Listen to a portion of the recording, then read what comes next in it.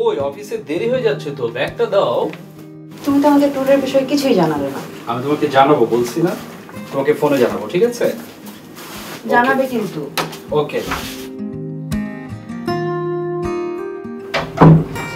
কি যে ব্যস্ততা দেখায়, ট্যুরের বিষয়ে জিজ্ঞেস করলাম, মেসেজ সিন করছে কিন্তু উত্তর দিচ্ছে না।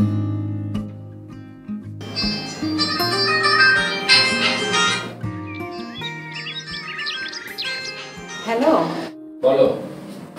এই সাব্বির, ফাইলটা দাও তো। মেসেজ সিন করেছো কিন্তু কোনো রিপ্লাই দিচ্ছ না। এই জব্বার, একটু পানি দাও। কি ব্যাপার? তুমি তো ট্যুরের বিষয়ে কিছুই জানালে না। ট্যুরে কি যাবো না? বাসায় এসে আমি তোমাকে জানাচ্ছি, ঠিক আছে? আচ্ছা। ট্যুর নিয়ে ব্যস্ত আছিস। ওর ভরসায় থাকলে আর আমার আর ট্যুর, আমি নিজেই দেখি। সুন্দরবন না,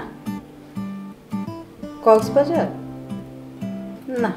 আবার এলো যে সন্ধ্যা, শুধু দুজনে আবার একই রকমের হয়ে যাচ্ছে না? ওই ভাইয়াটাকে একটু ডাকি। এই ভাইয়া, একটু এদিকে আসেন না। আমাদের কয়েকটা ছবি তুলে দেন। ও ছবি তুলতে হবে? আমার ফোনে ক্যামেরা ভালো, আমারটাকে তুলে দিই, পরে ধর সব করে দিচ্ছি। ঠিক আছে, ওকে, ঠিক আছে। ভাই একটু একটু পোজ দেন। আপনি? আচ্ছা আচ্ছা, দুইজনে? আচ্ছা, আমরা একটু সেলফি তুলি। ওকে, ডান।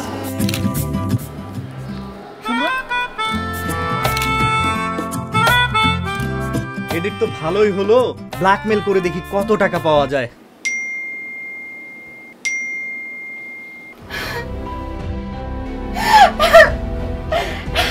তুমি কান্না করতেছো কেন? কি হয়েছে? আমার মোবাইলে কি ফেক মেসেজ আসছে? এগুলো তো তোমার ছবি। হ্যাঁ, আমার ছবি, কিন্তু এগুলো আমি কিছুই করি নাই। এগুলো এডিট করা, সুপার এডিট ছবি। কি জানি মেসেজ পাঠাচ্ছে। তোমার কাছে তো 50,000 টাকাও চাইছে।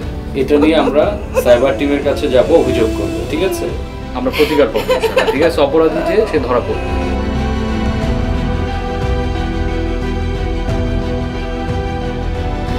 হ্যাঁ, শুনলাম আপনাদের কথা।